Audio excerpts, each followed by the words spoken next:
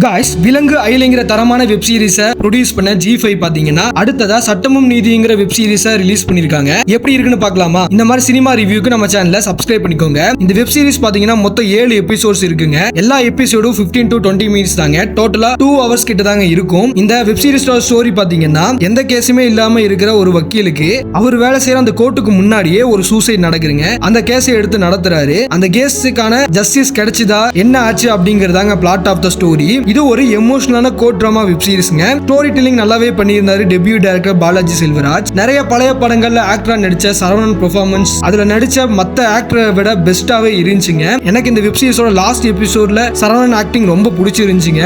Every எபிசோட எண்டுமே ட்விஸ்டா இருக்கிற மாதிரி தாங்க முடிச்சிருந்தாங்க. மொத்தமாவே இந்த வெப் சீரிஸ் பாத்தீங்கன்னா ஒரு படம் அளவுக்கு தாங்க இருக்கு. ஏன் வெப் சீரிஸ்னு சொல்லி ரிலீஸ் பண்ணாங்கன்னு தெரியல. பட் ஒரு டீசென்டான கோர்ட் டிராமா வெப் சீரிஸ்ங்க. வீக்கெண்ட்ல ஃபேமிலியோட பார்க்கலாம். UA சர்டிபிகேட் படம் தாங்க. இந்த மாதிரி கோர்ட் டிராமா படங்கள்ல நீங்க பார்த்து உங்களுக்கு ஃபேவரட்டான படம் எது அப்படிங்கறத மறக்காம கமெண்ட்ல சொல்லுங்க.